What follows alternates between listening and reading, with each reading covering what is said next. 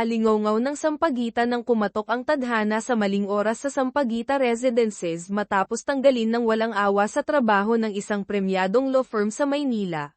Pakiramdam ng batang abogado na si Mateo Cruz ay nasa dulo na siya ng kawalan ng pag-asa. Napilitan siyang lumipat mula sa kanyang marangyang kondo na tanaw ang Manila Bay patungo sa isang mas lumang kondominium na tinatawag na Sampaguita Residences. Ngunit ang hindi inaasahan ni Mateo ay may itinatagong kakaibang lihim ang kanyang bagong apartment. Tuwing eksaktong 6 minuto pasado alas 10 ng gabi, isang misteryosong babae ang biglang nagpapakita sa loob ng kanyang tahanan. Dahil sa masamang kutob, nagpasya si Mateo na agad humanap ng bagong matitirhan, upang makatakas sa lugar na tila may sumpa. Subalit, sa mismong araw na handa na siyang lumipat, isang masakit na katotohanan ang nabunyag. Ang babaeng multo pala ay may malapit na kaugnayan kay Ricardo Salcedo, ang makapangyarihang boss sa Salcedo at Associates, ang kumpanyang nagpatalsik sa kanya. Para sa isang masagana at mainit na Pasko at Bagong Taon, na may sapat na Noche Buena sa hapagkainan, nagpasya si Mateo na tiisin na lamang at manatili. Kailangan niyang makuha ang loob ng multong ito, sa pag-asang mababaliktad pa niya ang sitwasyon. Nagsimula ang lahat sa isang maalinsangang gabi na karaniwan sa Maynila. Si Mateo Cruz, isang gwapong abogado ngunit kasalukuyang sawi, ay mahimbing na natutulog nang bigla siyang makaramdam ng kakaiba. Ang kanyang bachelor's pad ay biglang napuno ng napakaraming personal na gamit ng babae. Bago pa siya makabawi sa pagkabigla, isang mainit na yakap ang pumulupot sa kanya mula sa likuran. Nagulat siyang nagising, at ang unang pumasok sa isip ni Mateo ay ang matandang babaeng nagtitinda ng bibingka sa kanto na mahilig yamakap. Dahil sa takot na magising ang matanda, hindi nang ahas magsalita si Mateo. Ngunit, ang sumigaw sa takot ay ang estrangherang babae, hindi si Mateo.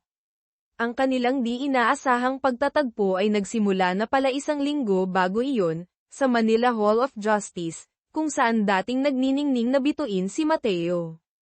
Sa mundo ng mga abogado sa kabisera, kilala si Mateo Cruz bilang isang golden name, o siguradong panalo.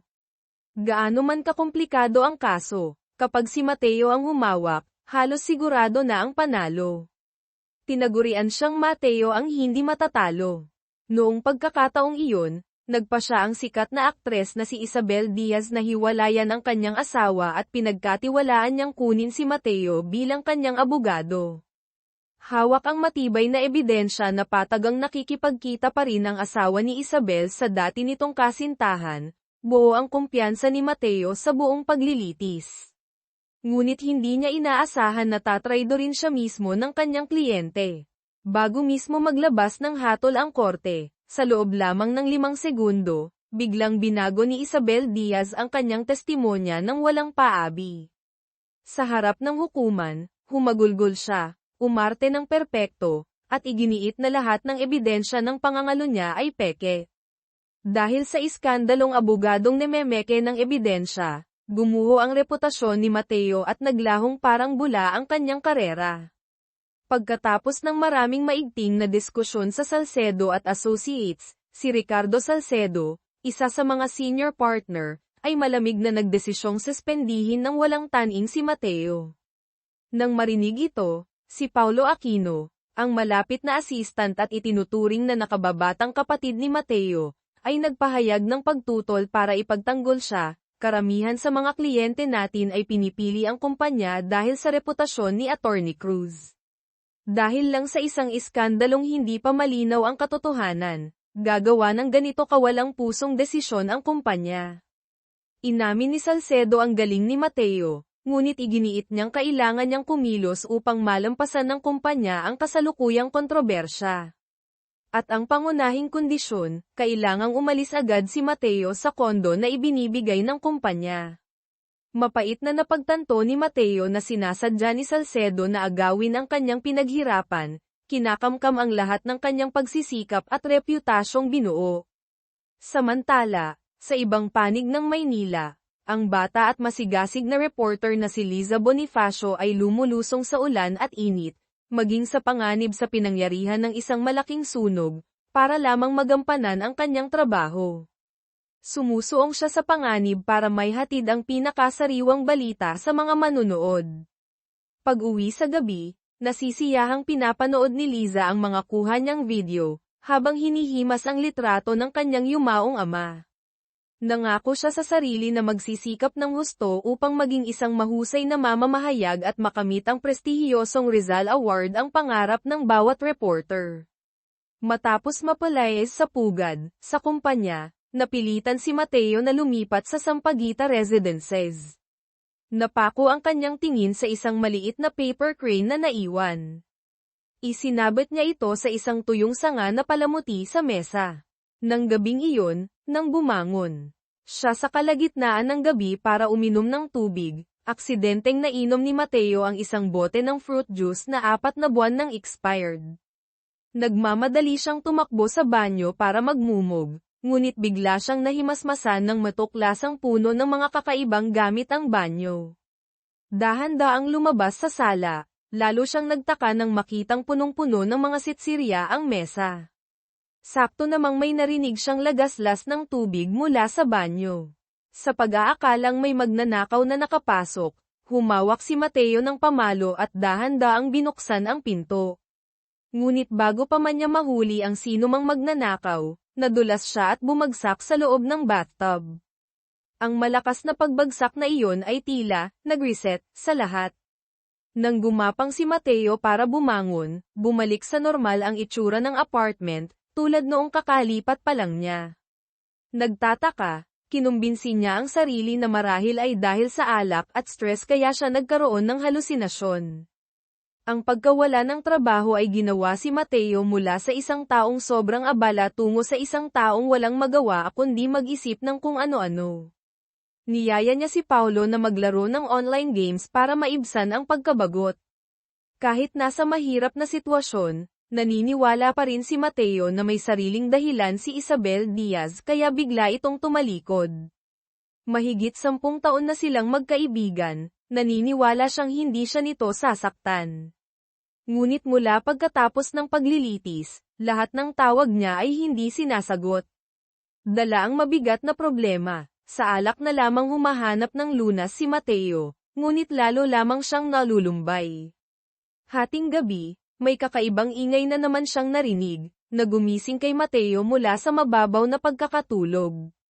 Nakita niya ang anyo ng isang babaeng nakaputi na tila lumulutang sa sala. Natarantang binuksan ni Mateo ang pinto ng silid kung saan pumasok ang babae. Nakita niya ang babae na nakaupo sa harap ng computer, may kung anong binubulong. Namatay sa takot si Mateo, iniisip na nakakita siya ng multo. Nang marinig ang babaeng multo na nagsasalita tungkol sa sakit na nararamdaman ng isang babae sa isang nasirang kasal, pinagpawisan ng malapot si Mateo sa takot, bumubulong ng pakiusap na huwag siyang saktan at nangangakong aalis agad kapag nakahanap na ng bagong trabaho. Ngunit kahit anong pakiusap niya, nanatili lamang doon ang babaeng multo. Wala nang nagawa, isinara na lamang ni Mateo ng padubog ang pinto. Sinusubukang iwaksi ang halusinasyon. Sige, narito ang pagsasalin sa Filipino, Tagalog, ng kasunod na bahagi ng kwento. Ang hindi niya alam, ang babaeng multo, sa kanyang imahinasyon ay si Liza Bonifacio pala. Para magsanay sa pagbasa ng balita, mahina niyang binabasa ang isang madramang nobelang romansa sa loob mismo ng kanyang silid. Kinaumagahan, bago pa man sumikat ang araw sa Maynila, nakipagkita si Liza sa kanyang matalik na kaibigang si Benjo Fernandez para mag-jogging. Habang magkasama, nagkwento si Benjo na, tinamaan siya sa isang babae sa unang pagkikita pa lamang at determinado siyang pakasalan ito. Pabirong binalaan ni Liza si Benjo. Umaasang hindi ito, hanggang salita lang, manliligaw tapos iiwan lang din ang babae, kundi ay makakatikim ito sa kanya. Iginiit ni Benjo na seryoso siya ngayon. Para patunayan, ipinakita niya kay Liza ang litrato ng kanyang pangarap na babae. Natigilan si Liza nang makilala niya ang aktres na si Isabel Diaz. Pakiramdam niya ay nangangarap ng gising ang kaibigan. Kahit alam niyang mataas ang pangarap at masakit ang pagbagsak, Naniniwala pa rin si Benjo sa kanyang love at first sight, at pinakiusapan si Liza na ilihim ito ng husto. Nang gabing iyon, kahit mabigat ang dibdib, nagpa siya si Mateo na huwag uminom ng alak para maiwasan ang halusinasyon. Sinubukan niyang matulog ng maaga. Ngunit pagsapit ng eksaktong 6 minuto pasado 10:00 ng gabi, nagbago na naman ang lahat sa loob ng apartment. Nagising sa pagkagulat, natakot si Mateo nang makitang nakadagan sa kanya ang babaeng multo. Sa sobrang takot, hindi siya makasigaw, hindi makagalaw. Ngunit makalipas ang 1 segundo, nang magising ang babaeng multo, mas malakas pa itong sumigaw kaysa sa kanya. Walang pag-aalinlangan, agad inakusahan ni Liza si Mateo na isang maniakis na pumasok sa kanyang bahay. Hawak ang isang basyong bote ng alak, sumisigaw siyang pinabubuksan si Mateo ng pinto. Sa loob, ginamit ni Mateo ang lahat ng lakas para pigilan ang pinto. Dahil wala nang magawa, buong lakas na sinipa ni Liza ang pinto hanggang sa bumukas ito. Ngunit ang nakita niya ay isang bakanteng silid lamang. Nang bumalik ang katahimikan, sumilip si Mateo sa labas, at nakita niyang nawala na rin ang babaeng multo. Kinabukasan, pinuntahan ni Mateo ang may-ari ng apartment, ikinwento ang tungkol sa babaeng multo sa kanyang unit kagabi, at kung paano pa siya hinipuan nito. Ngunit dahil sa kanyang reputasyon bilang abogadong namemeke ng ebidensya, hindi naniwala ang may-ari, iniisip na magaling lang siyang gumawa ng kwento. Nang ilarawan ni Mateo ang babaeng multo, na nasa mga 20 anyos, balingkinitan, at maputi, biglang naalala ng may-ari, 4 na buwan na ang nakalipas, ang babaeng umuupo sa kwartong iyon, na si Liza nga, ay nagreklamo rin tungkol sa isang maniakis na pumapasok sa bahay niya. Dahil dito, nagmamadaling nagdahilan ang may-ari na may gagawin pa at agad na umalis. Pagsapit ng gabi, katatapos lang maligo ni Mateo nang muli niyang makaharap ang babaeng multo. Natakot siya kaya inilabas niya ang kanyang stun gun para ipagtanggol ang sarili. Ngunit hindi niya inaasahan, makalipas lamang ang 1 segundo, siya ay napatumba ni Liza, na may kaunting alam sa self-defense, hanggang sa mawalan siya ng malay. Nang magising si Mateo, pinagbantaan siya ni Liza na ilalabas siya sa balita na may titulong, Abogadong Maniakis. Si Mateo, gamit ang kanyang likas na pagiging abogado, ay malamig na sumagot na ang krimen ni Liza na trespassing, o pagpasok ng walang pahintulot, ay maaaring magpakulong sa kanya ng hindi bababa sa 3 taon sa bilibid. Sabay nilang iginiit na sila ang lehitimong umuupa sa apartment na iyon. Para patunayan, sabay nilang kinuha ang kani-kanilang kontrata sa pag-upa. Ang katotohanan ay nabunyag, ang petsa ng pag-upa sa kontrata ni Liza ay ika-9 ng Hunyo, habang ang kay Mateo naman ay ika-16 ng Oktubre, eksaktong 4 na buwan ang pagitan. Hinala ni Liza na dahil sa kasakiman ng may-ari, pumirma ito ng bagong kontrata kay Mateo habang may bisa pa ang kanyang kontrata, ayon sa kanyang panahon. Iginiit niyang ika-9 ng Hunyo ang petsa ngayon at hiniling sa magiging may-ari, patukoy kay Mateo, na umalis na agad. Sarkastikong pinuna ni Mateo na walang signal ang telepono ni Liza, saka mariing sinabi na ika-16 ng Oktubre ang petsa ngayon. Itinuro ni Liza ang mga gamit, tingnan mo, lahat ng ito ay akin. Ngunit sa estante ng libro, nakadisplay ang plaque ni Mateo bilang Golden Lawyer. Nagsimulang kumalma si Mateo at pag-isipan ang mga kakaibang pangyayari kamakailan. Sabay silang lumabas sa sala, napagtantong ang lahat ay pamilyar ngunit kasabay nito'y dayuhan. Gamit ang lohikal na pag-iisip ng isang abogado, naghinuha si Mateo, si Liza ay may dissociative fugue, isang uri ng amnesia kung saan nalilimutan ang ilang bahagi ng nakaraan at maaaring lumikha ng bagong pagkakakilanlan. Hula niya ay dumana si Liza ng matinding trauma kaya automatikong binura ng kanyang utak ang isang bahagi ng alaala, na nagpapaniwala sa kanya na nabubuhay pa rin siya 4 na buwan na ang nakalipas. Para kumpirmahin, isinama ni Mateo si Liza sa kapitbahay sa ibaba. Nakilala ng matandang lalaki si Liza ngunit sinabing matagal na itong lumipat. Iginiit ni Liza na doon pa rin siya nakatira. Katunayan ay nakausap pa niya ang asawa ng matanda kahapon ng tanghali. Nagulat ang kapitbahay, nasa probinsya ang misis ko, sa bahay ng anak namin, nag-aalaga ng apo. Isang buwan na siya doon, hiha. Iginiit ni Liza na ulyanin na ang matanda, kaya hinayla niya si Mateo para hanapin ang building administrator para magpatunay. Ngunit habang naglalakad sila, sa harap mismo ni Mateo, unti-unting lumabo ang anyo ni Liza hanggang sa tuluyan itong naglaho sa hangin. Natigilan siya, hindi makapaniwala sa nakikita. Kasabay nito, sa kanyang sariling timeline, nakita ni Liza si Mateo na biglang tumakbo palayo. Naiinis pa siya nang biglang makasalubong ang asawa ng kapitbahay. Ay, Ale, kailan po kayo bumalik? Gulat na tanong ni Liza. Ngumiti ang matanda, nilanat kasi ang mister ko. Lumabas lang ako saglit sa Botica para bumili ng gamot at bumalik din agad. Parehong natulala sina Liza at Mateo sa kani-kanilang magkaibang panahon, lubos na nalilito sa kung anong nangyari. Bumalik si Mateo sa apartment, at natulala nang mapagtantong lahat ng gamit ni Liza ay naglaho ng walang bakas, bumalik ang itsura ng kwarto sa kung paano ito noong kakalipat pa lang niya. Kinabukasan, nag-research si Liza sa internet tungkol kay Mateo Cruz, abogado.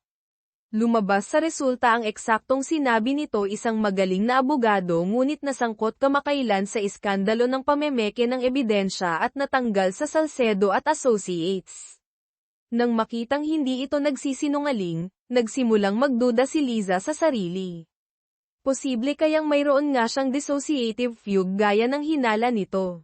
Dahil sa sobrang takot, agad siyang nag-leave sa trabaho at nagpunta sa Makati Medical Center para magpa-general check-up. Ang resulta, siya ay ganap na malusog, walang anumang senyales ng sakit sa pag-iisip o amnesia. Samantala, nagsimulang magsaliksik si Mateo tungkol sa mga paranormal na phenomena, partikular na ang time warp, paglukso sa oras, o parallel worlds, magkabalalay na mundo. Nabasa niya na ang penomenang ito ay maaaring mangyari dahil sa hindi pangkaraniwang pagbabago sa magnetic field, at ang mga punto kung saan nagtatagpo ang panahon, time junctions, ay madalas sumusunod sa isang tiyak na pattern. At hindi nagtagal, nabunyag ang pattern. Eksaktong 6 minuto pasado 10:00 ng gabi kinabukasan, habang sinusubukan ni Mateo na magsanay ng ilang pangunahing galaw ng arnis para sa sariling depensa, sakaling makaharap muli ang mabangis na babaeng multo, nagulat siyang masaksihan na ang mga gamit ni Liza ay bigla na namang lumitaw sa loob ng apartment. Mga damit na nakakalat, mga librong nakatambak, ilang balat ng polvoron sa mesa. Napagtanto niya na ang babaeng ito ay hindi lang magaling sa pakikipaglaban kundi sobrang burara pa. Bahagyang kinilabutan si Mateo sa pag-iisip na sa ganitong oras araw-araw, kailangan niyang makipamuhay sa isang taong tulad nito. Dahil sa kuryusidad, pumasok siya sa kwarto, sa espasyo ni Liza, at nakita lamang ang isang parang pinagkaguluhan.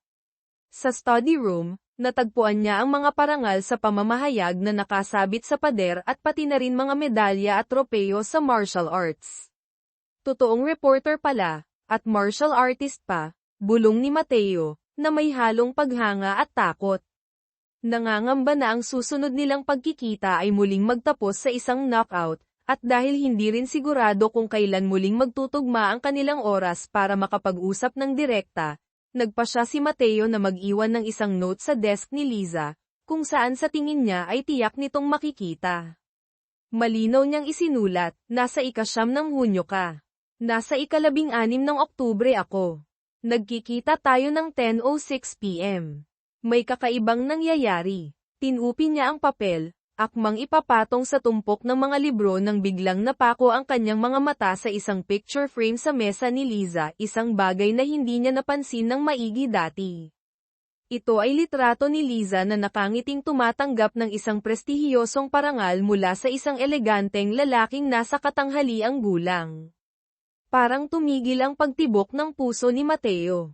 Ang lalaking iyon ay walang iba kundi si Ricardo Salcedo, ang makapangyarihang boss ng Salcedo at Associates, ang taong walang awang nagtanggal sa kanya sa trabaho. Isang ideya ang biglang pumasok sa isip ni Mateo. Ang misteryosong, babaeng multo, na ito ay hindi lang totoo kundi kakilala pa ng dati niyang boss. Ang balak na lumipat ay agad na naglaho. Napalitan ito ng isang mas mapangahas na plano. Para sa isang mainit na Pasko na may masaganang Noche Buena, para sa pagkakataong maibalik ang dangal at karera, nagpasya si Mateo, kailangan niyang manatili rito, alamin ang tungkol kay Liza Bonifacio at subukang lapitan ito. Malay natin, ang kakaibang koneksyong ito na tumatawid sa panahon ay siya palang susi na tutulong sa kanyang maibaliktad ang sitwasyon. Ang buhay ng abogadong si Mateo Cruz na kasalukuyang nasa Laylayan, doon sa Sampaguita Residences, ay biglang naging mas komplikado at puno ng drama kaysa dati. Sinubukan ni Mateo na pakalmayan si Liza, iginiit na hindi siya maniakis o manloloko. Pamatak ang 52 minuto pasado alas 10 ng gabi. Tulad ng isang hindi nagbabagong patakaran, ang mga gamit ni Liza pati na rin siya mismo ay muling naglaho sa kawalan. Habang tinitingnan ang note na isinulat niya na naiwan pa rin sa mesa, bumulong si Mateo, mukhang ang mga bagay na hindi kabilang sa nakaraang timeline ay mananatili sa kasalukuyan.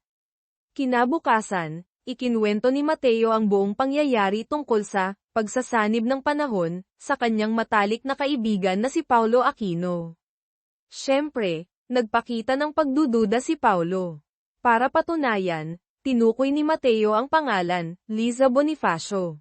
Agad na nag-search si Paulo sa social media at nagulat nang matuklasan ang isang interesanteng bagay, nakapunta na pala si Liza Bonifacio sa opisina ng Salcedo at Associates.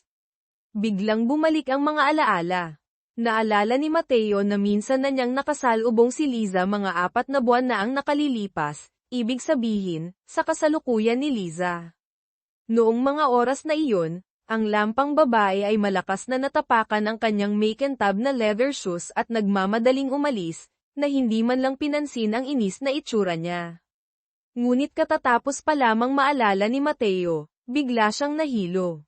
Isang bago at naiibang daloy ng alaala ang biglang pumalit sa luma. Bahagyang yumanig ang souvenir photo sa kanyang desk, tila nagbago ang mga detalye. Nabago ang nakaraan. Sa bagong alaalang ito, hindi agad umalis si Liza kundi bumalik pa at mataray na sinisi si Mateo bilang isang maniakis dahil sa maling paratang na mayroon siyang dissociative fugue. Noong mga sandaling iyon, dahil hindi pa niya alam ang tungkol sa pagtagpo ng panahon, si Mateo, sa nakaraan, ay lubos na natulala, hindi maintindihan kung ano ang nangyayari. Sa pag-iisip nito, hindi mapigilan ni Mateo ang kilabutan. Ang kanyang alaala ay naa-update ayon sa mga ginagawa ni Liza sa nakaraan. Pagsapit ng gabi, dahil alam niyang makakaharap na naman niya ang magulo ngunit babaeng martial artist, naghanda ng loob si Mateo, nagsuot pa nga ng ilang patong na damit bilang pansamantalang baluti. Inihanda niya ang kamera ng kanyang telepono. Determinado siyang i-record ang buong proseso ng pagbabago ng silid pagsapit ng 6 minuto pasado alas 10 ng gabi. Gaya ng inaasahan, lumitaw si Liza at sa pagkakataong ito, nagpasya siyang tambangan mula sa likuran. Sino ba naman? Ang mag-aakala, mabilis na itinaas ni Mateo ang teleponong nagre-record para ipagtanggol ang sarili, kaya naman si Liza, napasip na sana, ay tumama sa matigas na bagay at napasigaw sa sakit. Sinamantala ni Mateo ang pagkakataon at nagmadaling nagpaliwanag, "Teka. Sandali, pakinggan mo ako. Nagsasanib ang mga espasyo natin tuwing gabi, sa loob lang ng eksaktong 46 na minuto." Para patunayan, agad niyang ipinakita ang video na kakukuha lang niya, na nagpapakita ng paglitaw ng mga gamit niya mula sa kawalan. "Nakita mo na. Eksaktong 6 minuto pasado alas 10 ng gabi ang oras na nagtatagpo ang dalawang panahon, timeline. Nagta-time travel ka papunta sa hinaharap ko, 4 na buwan mula ngayon. Kaya sa teknikal na aspeto, akin na ang apartment na ito ngayon. Para patibayin ang kanyang argumento, hinayla ni Mateo si Liza, na tulala pa rin at iniinda ang sakit sa binti, papunta sa kalapit na sari-sari store. Bumili siya ng maliit na bagay at itinuro ang petsa sa resibo. Tingnan mo, 16 ng Oktubre ngayon. Galing ka sa nakaraan. Kabaligtaran sa inaasahan ni Mateo, hindi man lang natakot si Liza. Sa halip, nagningning ang kanyang mga mata sa kasabikan. Isang supernatural na penomena ang nangyari mismo sa kanya.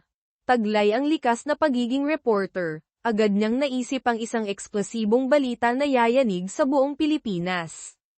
Habang pauwi, biglang bumuhos ang ulan sa Maynila. Maginoong hinubad ni Mateo ang kanyang jacket at ipinanangga kay Liza. Lalong lumakas ang buhos ng ulan, kaya nagmamadali silang bumalik sa Sampaguita Residences. Pinapasok muna ni Mateo si Liza, saka siya tumayo sa labas ng pinto at pinagmasdan ito. Sakto namang dumating ang 52 minuto pasado 10:00 ng gabi, at muli niyang nasaksihan ang paglaho ni Liza sa hangin. Kaka-rating lang niya sa apartment, tumunog ang telepono ni Mateo. Si Isabel Diaz. Sa wakas, tumawag na rin ito. Bakas ang pagsisisi sa boses ni Isabel, "Mateo, patawad. Ang padalos-dalos kong ginawa ay nagdulot sa iyo ng matinding gulo." Nang marinig iyon, hindi nagpaligoy-ligoy si Mateo. Diretsyong nagtanong, "Isabel, binago mo ba ang testimonya mo dahil tinakat ka ni Benjo Fernandez, o dahil mahal mo pa rin siya?" Biglang natahimik sa kabilang linya. Pagkatapos ng ilang segundong nakakabinging katahimikan, biglang pinatay ni Isabel ang tawag. Kinabukasan, determinado na malaman ang katotohanan, lihim na sinundan ni Mateo si Anton Diaz, ang kapatid ni Isabel, at natunton kung saan ito pansamantalang tumutuloy. Nang makitang muli ang kaibigan sa nanghihinang itsura, mariing nagtanong si Mateo, "Isabel, ano ba talaga ang nangyari para bigla mong bawiin ang lahat?" Naging emosyonal si Isabel, humahagulgol habang walang tigil sa paghingi ng paumanhin kay Mateo.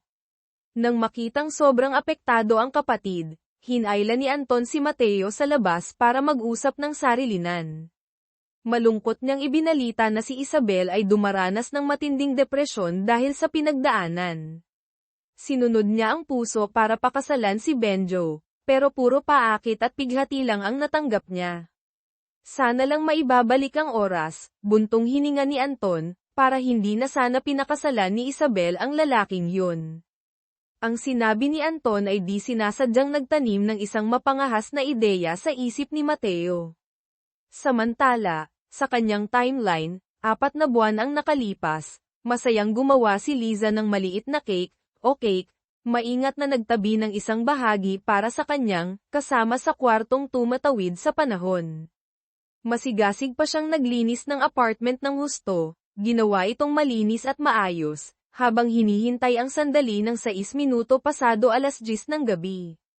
Labis na nagulat si Mateo nang pumasok siya sa nagsanib na espasyo at makita ang kintablinis na silid, ibang-iba sa karaniwan. Nang alukin siya ni Liza ng cake, naglabas din si Mateo ng bote ng wine para ipares dito. Nasabi niya sa sarili, "Titiisin ko na lang ang susunod na mahigit 40 minuto, huwag lang akong masaktan, ayos na." Natuwa si Liza at sinabing talagang espesyal ang tadhana nila. Nagmungkahi siya na magtakda sila ng mga patakaran sa pagsasama para maiwasan ang gulo. Sa loob ng 46 na minutong pagsasanib, bawal matulog o gumamit ng banyo ng isa't isa. Bawal pakialaman ang personal na gamit ng isa't isa, kapag hindi pa nagsasanib ang espasyo. Iwasan hanggat maaari ang hindi kailangang interaksyon. Kanya-kanyang mundo na lang tayo sa sarili nating espasyo. Nagdagdag lang si Mateo ng ika-4 na patakaran, at ito ang pinaka-importante para sa kanya, mahigpit na ipinagbabawal ang paggamit ng dahas. Narinig iyon, sumimangot si Liza at nangatwiran, "Nagdepensa lang naman ako laban sa kainahinalang tao. Tsaka, inimbestigahan na kita, abogado ka raw ng mga mayayaman at maraming pera." Tumutol si Mateo, Iginiit na tumatanggap pa rin siya ng maraming kaso para sa mga ordinaryong tao, at nagtatabi pa nga ng mga liham pasasalamat sa aparador bilang alaala. Habang nagsasalita, lumapit siya sa aparador. Biglang naalala ni Liza na nakalimutan niyang ayusin ang pinagkaguluhan sa loob nito, kaya nagmamadali siyang humarang. Ngunit huli na ang lahat. Pagbukas ni Mateo ng pinto, isang buhos ng samot-saring gamit ni Liza ang bumagsak sa kanya. Natabunan ng mga nagkalat na gamit, napabuntong hininga si Mateo at naitanong sa sarili kung anong karma ba ang nagawa niya at napasabit siya sa sobrang burarang babaeng ito. Naiinis siyang nagsabi, "Tama na. Aalis na ako agad-agad."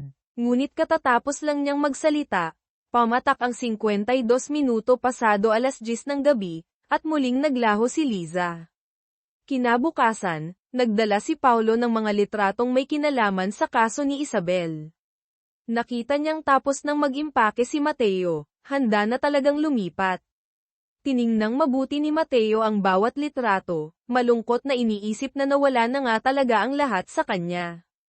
Ngunit, napako ang tingin niya sa isang litrato, si Benjo Fernandez na nakangiting kasama sa litrato si Liza Bonifacio. Muling tiningnan ang social media profile nito, kinumpirma ni Mateo na matalik silang magkaibigan.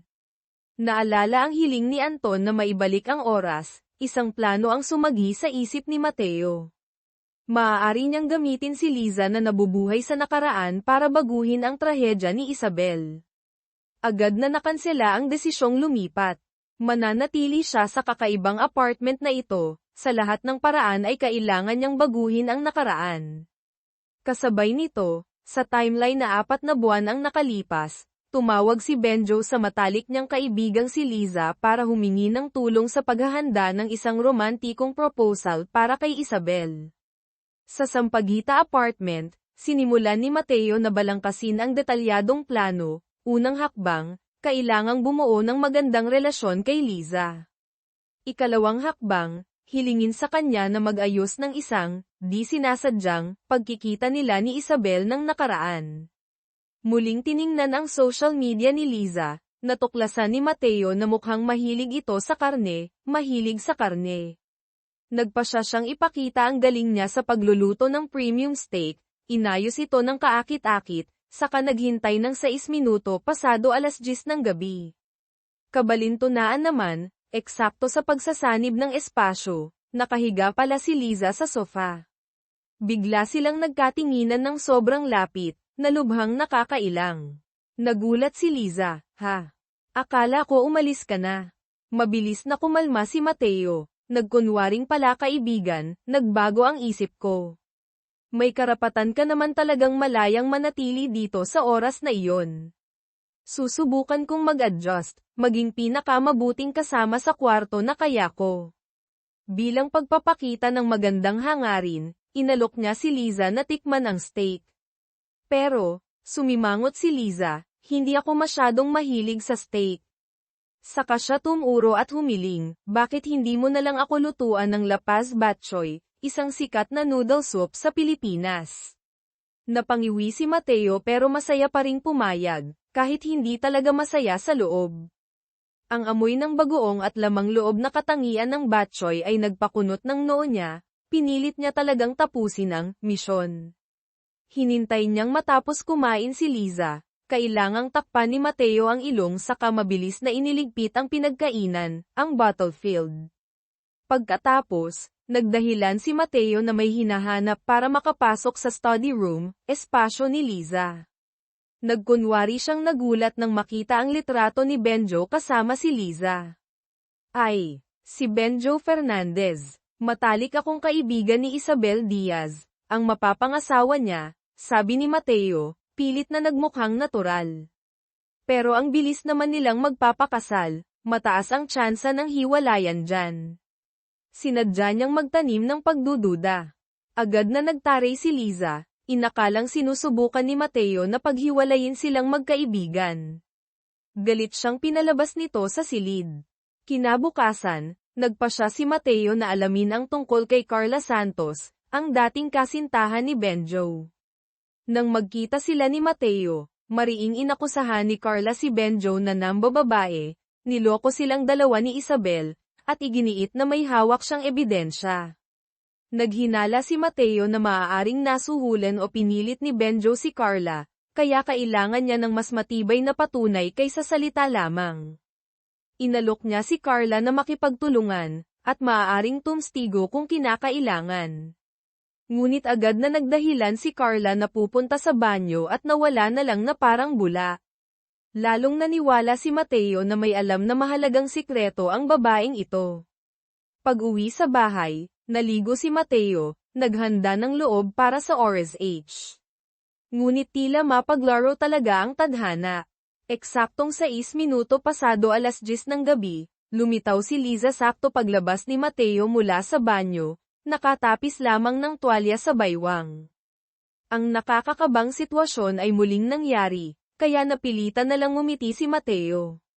Nang mapansing hindi maganda ang timpla ni Liza, inaya siya ni Mateo na kumain ng cake. Sa labas, lumalamig na ang panahon sa Maynila, Oktubre na noon, papalapit na sa Kapaskuhan.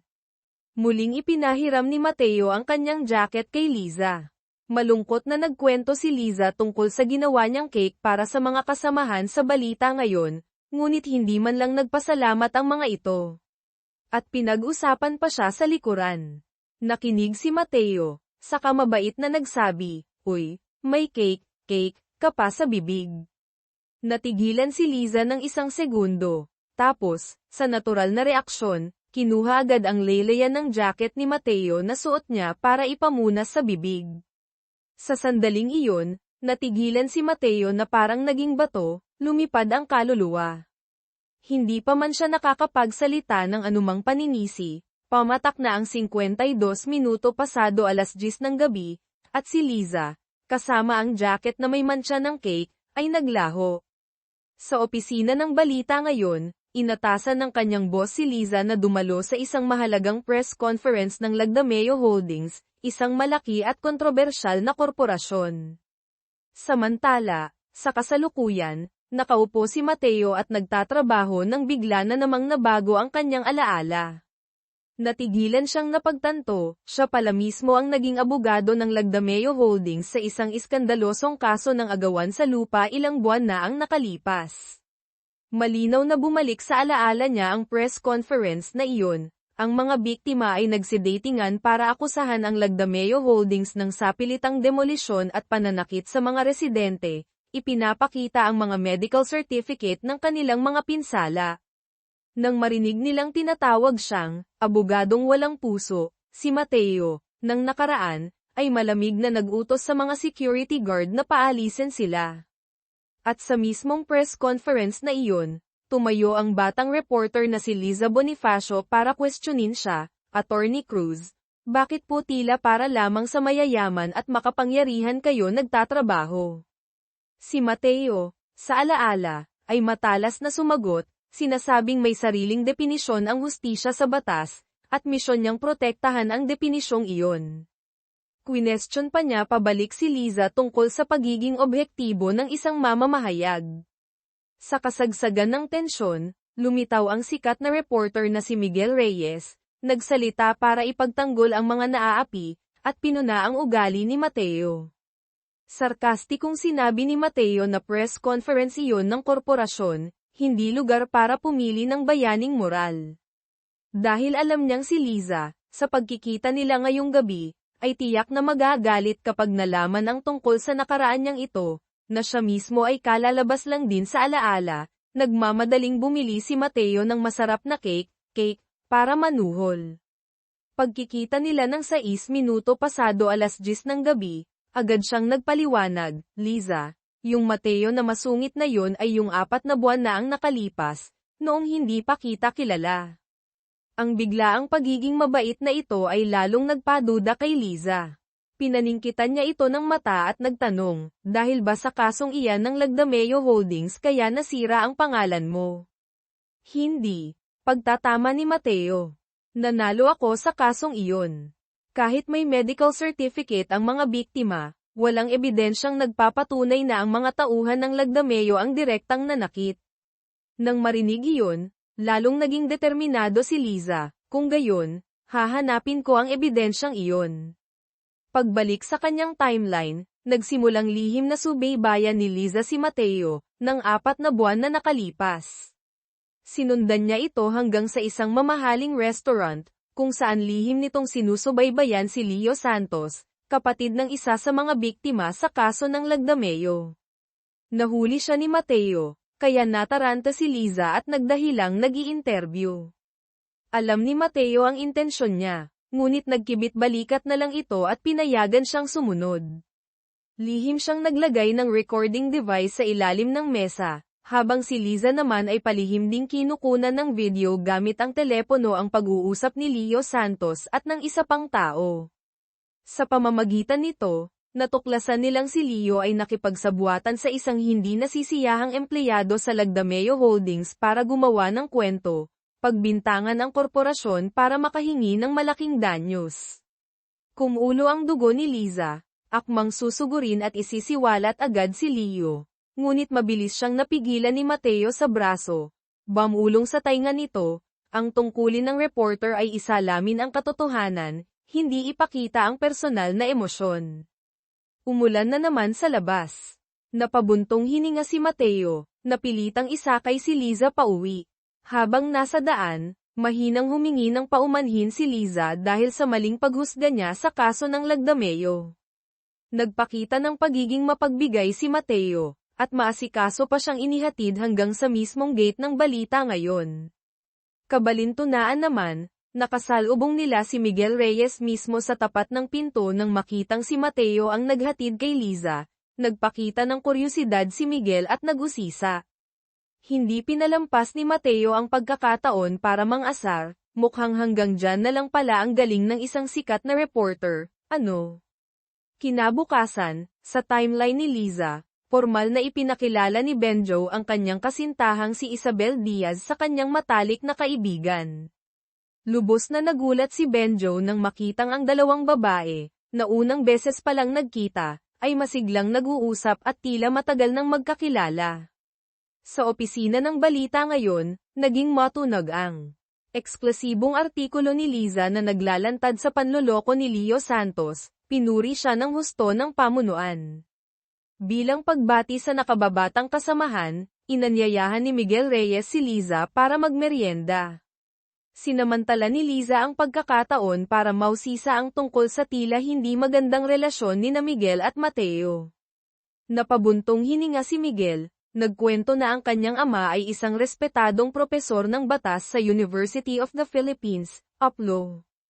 Palagi nitong nais na sundan niya ang yapak nito, ngunit walang-wala siyang interes sa tuyot na larangan ng batas. Sa kabaligtaran, si Mateo Cruz, ang paboritong estudyante ng kanyang ama, ay buong pusong ibinigay ang sarili sa propsyong ito at laging ipinagmamalaki ng matanda. Mapait na inamin ni Miguel na minsan ay pakiramdam niya ay mas pinapahalagahan pa ng kanyang ama si Mateo kaysa sa kanya, ang pasaway niyang anak. Katatapos lang niyang magkwento, biglang namutla si Miguel sa kanang hina, bumagsak sa mesa, at nawalan ng malay. Lubos na natarante si Liza. Dahil hindi niya alam ang address ni Miguel, wala siyang nagawa kundi dalhin ito sa kanyang apartment sa Sampaguita Residences. Nang magising si Miguel, lampas 10:00 na ng gabi. Napapitlag si Liza, napagtantong ilang minuto na lang bago ang oras ng pagsasanib. Natataranta siyang naghanap ng dahilan para maayos na mapaalis si Miguel. Ngunit sakto namang natuklasan ni Miguel na naiwan niya ang kanyang telepono sa mesa. 6 minuto pasado 10:00 ng gabi. Nagsanib ang espasyo. Lumitaw si Mateo at natigilan nang makita ang mortal niyang kaaway na si Miguel Reyes na komportableng nakaupo sa loob ng kanyang apartment. Mabilis siyang nagtago sa isang sulok. Mas masakit pa, ang masarap na pagkaing inihanda niya, sa pag-asang makikipagbati kay Liza, ay walang kaalam-alam na inubos ni Miguel. Nainis si Mateo, sinadyang gumawa ng ingay sa kwarto. Narinig ito ni Liza sa labas, kaya sumigaw siya ng malakas para iliga ang atensyon ni Miguel. Ngunit hindi nagpatalo si Mateo, sinadya niyang magpatulo ng tubig sa banyo, malakas na kumakatok sa pader, pinipilit si Liza na puntahan siya.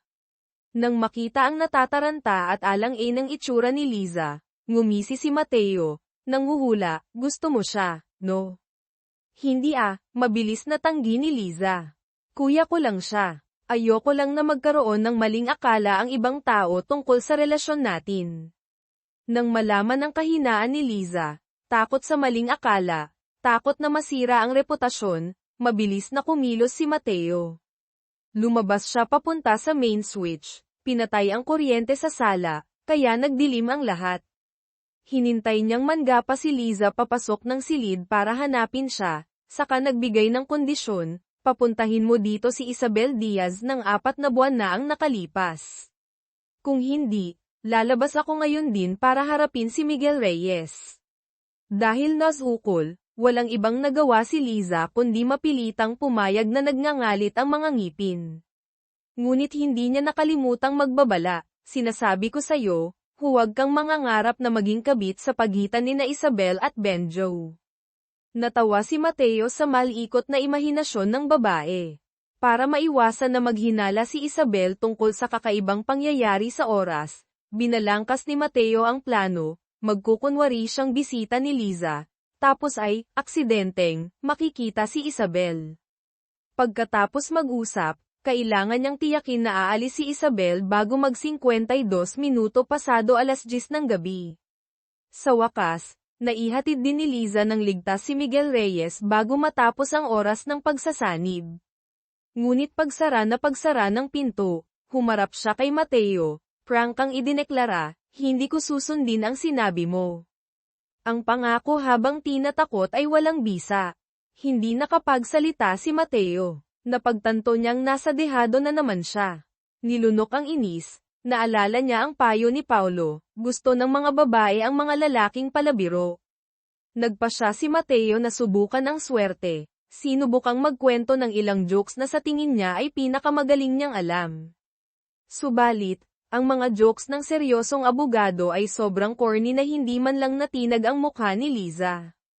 Mas naging awkward ang paligid kaysa dati. Hindi pa rin gumalaw ang mukha ni Liza. Ang pangalawang diskarte na ipinayo ni Paulo ay, malalim na usapan, para mapalapit sila sa isa't isa. Nang makitang nagsisimula na namang magdrama si Mateo tungkol sa kung ano-anong personal na bagay, nawalan ng pasensya si Liza at hinagis ng unan ang mukha nito. Sa kasamaang palad, nabasag ng unan ang kopeta ng alak sa mesa. Aangal sana si Mateo para manisi. Ngunit eksaktong 52 minuto pasado 10:00 ng gabi, naglaho na si Liza, iniwan siya sa gitna ng gulo. Sa opisina ng balita ngayon, narinig ni Liza na ang grupo ng mga residente sa kaso ng Lagdameo Holdings ay nagsasagawa ng matinding protesta sa harap ng headquarters ng korporasyon. Bilang reporter na sumusubaybay sa kaso, agad siyang nagpunta sa lugar. Sa pagkakataong ito, nakilala niya si Luis Reyes, ang kapatid ni Leo Reyes, na siyang nalantad ang modos ng paninirang puri dati. Inamin ni Luis ang pagkakamali ng kanyang kapatid sa sadyang pananakit sa sarili para makahingi ng danyos. Pero, mapait niyang sinabi, kung walang apoy, walang usok. Ikinwento ni Luis, nais ng Lagdameo Holdings na i-demolish ang compound kung saan sila nakatira, ngunit ang perang inaalok bilang bayad pinsala ay kalahati lamang ng naunang napagkasunduan. Okay lang na magutom ng ilang araw, pero ang sama ng loob na naiipon araw-araw, sino ang makakatiis? Umaasa si Luis sa bayad pinsala para may pagamot ang kanyang asawang may malubhang sakit.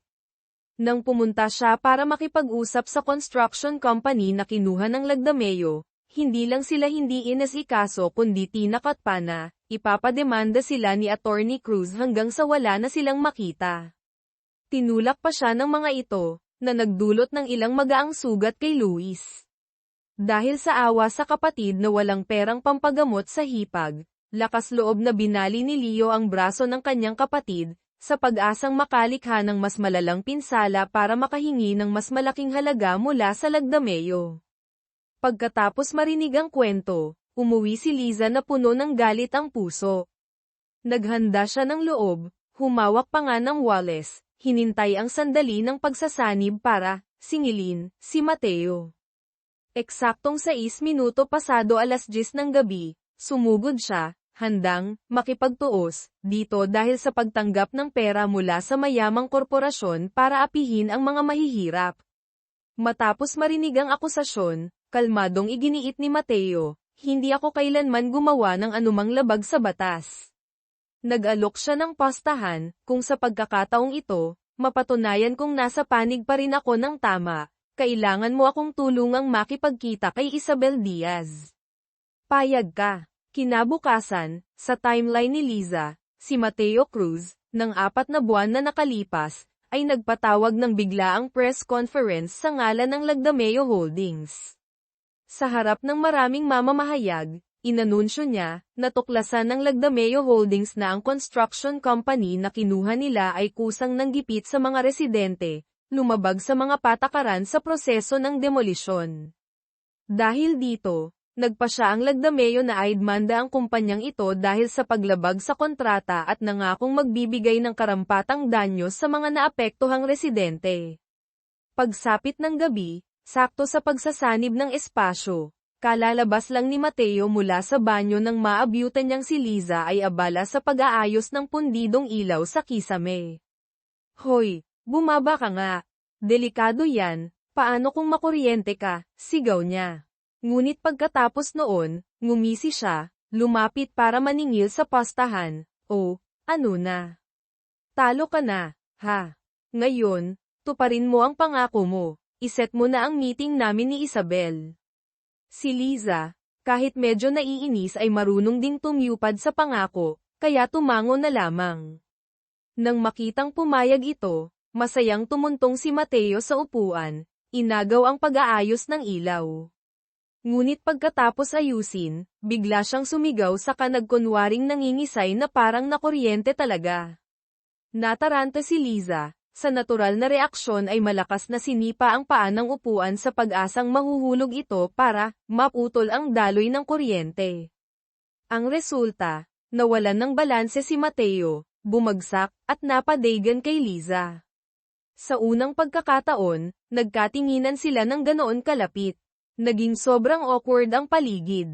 Mabilis na itinulak ni Liza si Mateo, na may halong inis at pag-aalala, baliw ka ba? Pinaglalaroan mo ang buhay mo. Tinakot mo ako ng husto. Ngunit nang maalala ang ginawa ni Mateo na pag-iimbestiga sa katotohanan tungkol sa demolition company at pagprotekta sa karapatan ng mga residente, medyo hamupa ang galit niya. Sige na nga, palalagpasin kita ngayon. Pagkalipas ng ilang araw, dinala ni Mateo, sa kasalukuyan, si Liza, sa sandali ng pagsasanib, para bisitahin muli ang lugar ng magkapatid na Reyes. Pagkatapos ng 4 na buwan, nagbago na ang kanilang buhay. Matagumpay na naoperahan ang asawa ni Luis dahil sa perang bayad pinsala. Ang mag-asawa ngayon ay nagbukas ng maliit na inihawan sa tabi ng kalsada para kumita. Habang si Leo naman ay masipag na tumutulong sa kanyang kapatid at hipag sa pagde-deliver. Sakto namang dumating si Leo galing sa pagde-deliver, para maiwasang makilala siya ni Liza, na siyang naglantad sa kanya 4 na buwan na ang nakalipas. Sa natural na reaksyon ay niyakap ni Mateo si Liza, nakatalikod kay Leo. Kinabukasan, sa panahon ni Liza, dinala siya ni Benjo para bisitahin ang bago at marangyang mansyon na lilipatan nila ni Isabel pagkatapos ng kasal. Sa harap ng mapapangasawa, walang tigil si Benjo sa pagpuri sa galing ni Liza sa paggawa ng cake. Nang makitang nagpakita ng interes si Isabel na matuto, masayang inimbitahan ni Liza ito sa bahay niya ng gabing iyon para sabay silang gumawa ng cake. Ngunit ng gabing iyon, tumawag si Isabel para sabihing may biglaang importanteng gagawin, hindi makakarating sa usapan nila ni Liza.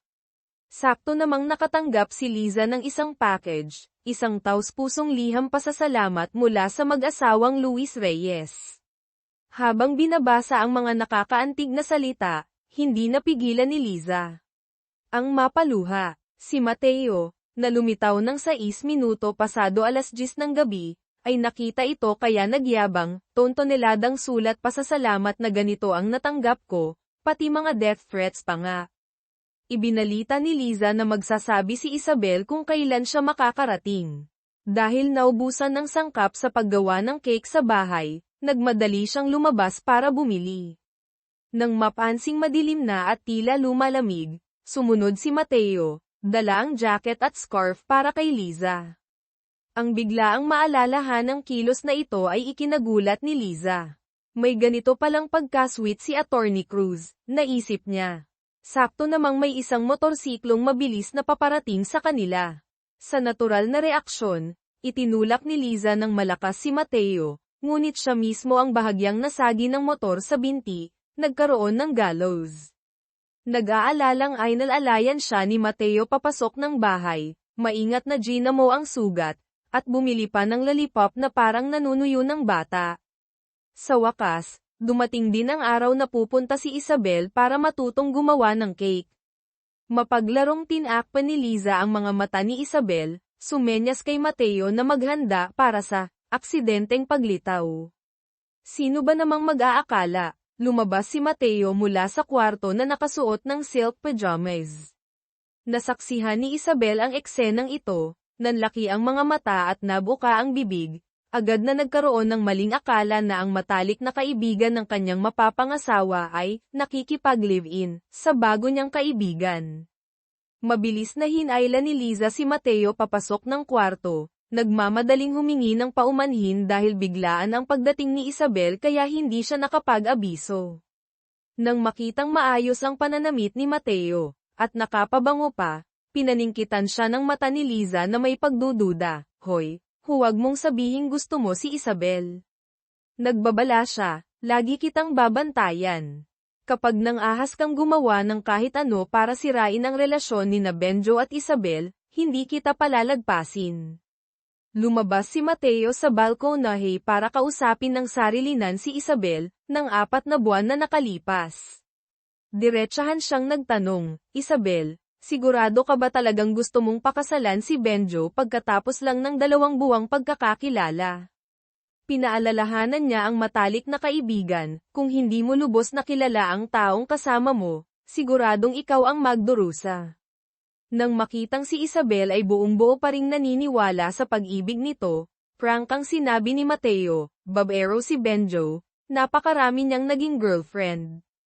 Nang marinig iyon, hindi na nakatiis si Liza, mabilis na hinayla si Mateo papasok ng kwarto, kinwestiyon kung bakit niya ginagawa ang lahat para pigilan ang kasal. Sa puntong ito, nagpa siya si Mateo na sabihin ang malupit na katotohanan tungkol sa hinaharap ng pagsasama ni Isabel. Natigilan si Liza, hindi makapaniwala sa naririnig. Talagang nararamdaman niya ang pagmamahal na ibinibigay ni Benjo kay Isabel. Kinabukasan, kusang nakipagkita si Isabel kay Mateo. Hiniling niya na ihatid siya nito kay Benjo para pag-usapan ng malinaw ang lahat ng gusot. Ngunit sakto namang nakatanggap ng text message si Isabel. Biglang nagbago ang itsura ng kanyang mukha. Sinabi niya kay Mateo na mauna na siya na lang mismo ang pupunta kay Benjo. Muling iginiit ni Isabel kay Mateo, hindi na ang bababae si Benjo, at hinding-hindi niya ako sasaktan. Pag-uwi sa bahay, naabutan ni Mateo si Liza na masayang nagluluto ng hapunan, sa sandali ng pagsasanib. Ikinwento niya ang tungkol sa pagbabago ng ugali ni Isabel, sinabing mismong bibig nito ang nagsabing nagkamali siya ng pagkakaintindi kay Benjo. Matagal ko nang kilala si Isabel, sabi ni Mateo, alam kong hindi siya kailanman nagsisinungaling. Nakahinga ng maluwag si Liza. Ngunit nakaramdam din ng kaunting konsensya dahil pinagdudahan niya si Benjo. Naisip niya na bukas, pag nagkita sila, hihingi siya ng tawad at yayakapin ito ng mahigpit para ipakita ang sinseridad. Nang marinig ito ni Liza, biglang lumapit si Mateo, niyakap siya ng mahigpit. Pagkatapos noon, unti-unting naglaho ang anyo niya ng pamatak ang 52 minuto pasado 10:00 ng gabi, naiwan si Liza na tulala. Hindi pa nauunawaan ang tunay na kahulugan ng yakap na iyon. Dumating ang araw ng kasal ni Benjo at Isabel. Sa di inaasahan, nakita ni Liza si Mateo doon, ang bersyon 4 na buwan na nakalipas. Gusto kaya talaga niya ako kaya siya mismo ang pumunta rito, naisip ni Liza. Nang pumasok siya para magpalit ng damit pang-abay, natuklasan niyang nag-iinit ang pisngi niya sa hiya kapag naiisip si Mateo. Sa labas, ang ibang abay ay nagkakagulo, pinag-uusapan kung sino ang makakapares sa gwapong abogadong si Mateo Cruz. Inanunsyo ng organizer na kung sino ang may kaparehong uri ng boutonniere, bulaklak sa dibdib, ay siyang magiging magkapares. Nagkataon naman, ang bulaklak ni Liza ay kapareho ng kay Mateo. Pagtingin sa seryosong mukha ni Mateo, 4 na buwan na nakalipas, naisip ni Liza, hindi niya maiisip kung ano ang mangyayari 4 na buwan mula ngayon. Kusang lumapit si Liza, nagpakita ng intensyong makipag-ayos, makipagkaibigan. Subalit, malamig na tumanggi si Mateo, 4 na buwan na nakalipas. Pagsapit ng rehearsal, hinawakan ni Mateo ang kamay ni Liza papasok ng venue ayon sa plano. Si Anton Diaz, kapatid ni Isabel, ang naghatid sa kapatid at ibinigay kay Benjo. Sakto namang nakatanggap ng tawag si Anton. Nagbago ang itsura ng mukha niya. Dahil lamang sa pagpapakasal ni Isabel, maraming malalaking kontrata sa advertising ang nakansela. Nang pumasok sa silid-pahingahan para hintayin ang kapatid, ibinalita ni Anton ang masamang balita. Kalmado itong tinanggap ni Isabel. Sinabi niyang hindi niya sinisisi ang mga kumpanya, dahil marahil ang imahe ng babaeng may asawa ay hindi na angkop sa kanilang target. Nagpasya siyang pansamantalang ititigil ang pag-aartista. Mariing tumutol si Anton, iginiit na walang kinalaman ang pag-aasawa sa karera. Ngunit ipinagtapat ni Isabel na ngayon, nais niyang unahin ang kaligayahan ng pamilya. Sa waiting room ng mga abay, lumingon si Liza para kausapin sana si Benjo ngunit nabangga niya si Mateo. Nagulat siyang nagkamali ng tawag sa pangalan nito at natawag siyang Benjo. Tinitigan siya ng maigi ni Mateo, 4 na buwan na nakalipas, dahan-daang lumapit, na ikinapula ng mukha ni Liza. Nahihiyang naalala ang yakap ilang araw na ang nakalipas. Sakto namang pumasok si Benjo, sinira ang medyo awkward na atmosphere sa pagitan nilang dalawa. Nang lumabas para sa souvenir photos, sinadyang itulak ni Benjo si Liza para tumabi kay Mateo. Nang makitang umiiwas ang lalaki, hindi na rin lumapit si Liza. Ngunit sakto namang aksidente siyang nadulas at natamba, na lumikha ng isang hindi kagandahang souvenir photo. Sa kasalukuyang panahon, nakapagtayo na si Mateo ng sariling law firm na pinangalanang Cruz at Associates. Masaya siyang nakikipag-usap kay Paulo nang tumawag si Anton, garalgal ang boses na nagbalita, Mateo, si Isabel, wala na siya. Nagmadali si Mateo papunta sa pinangyarihan. Nakita niya si Benjo na pinuposasan ng pulis at dinadala palayo. Mukhang tulala, tila hindi pa naiintindihan ang nangyayari. Nang gabing iyon, umuwi si Liza sakto sa pagsasanib ng panahon. Nang makitang nakaupong mag-isa si Mateo sa dilim, inakala niyang nalulungkot ito dahil natalo sa kaso. Ngunit tumingala si Mateo, paos at mabigat ang boses, Liza, si Isabel, sumakabilang buhay na siya. Ibinigay niya ang telepono kay Liza para ipakita ang pinakabagong balita tungkol sa pagkamatay ng sikat na aktres. Ang kasal na iyon, sabi ni Mateo, puno ng pait ang boses, doon nagsimula ang bangungot ni Isabel. Ikinwento niya ang nangyari sa orihinal na timeline, bago sila nakialam, noong araw na iyon, sumugod si Carla Santos sa kasal, umakyat sa entablado para akusahan si Isabel na kabit. Pagkatapos ay sunod-sunod na ibinalita ng media, ginawang katatawanan ang kasal.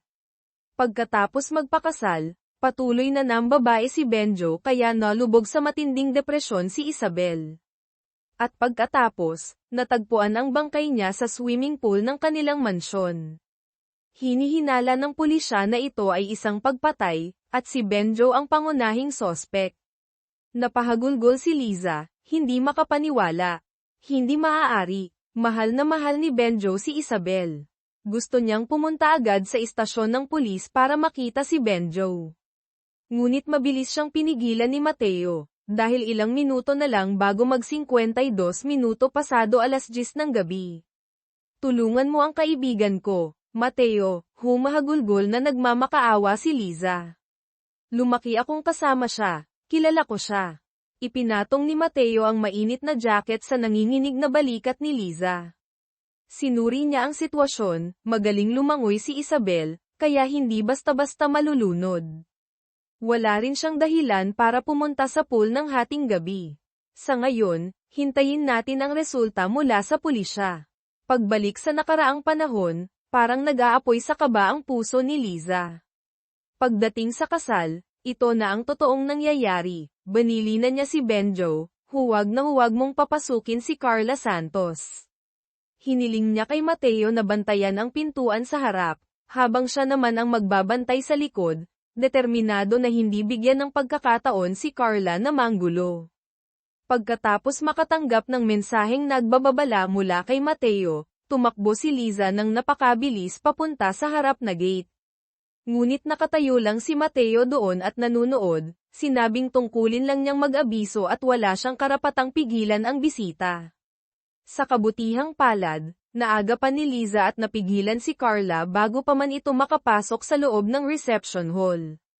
Nang makitang gumagawa ng gulo sina Liza at Carla, mabilis na lumapit si Mateo, mahigpit na niyakap si Liza, para pigilan siya, na nagbigay daan kay Anton para, formal, na paalisin si Carla sa party.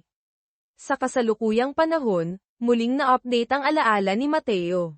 Nawala na ang eksena ng panggugulo ni Carla sa kasal. Habang nakikipagtulungan siya sa investigasyon ng pulisya tungkol sa kaso ni Isabel,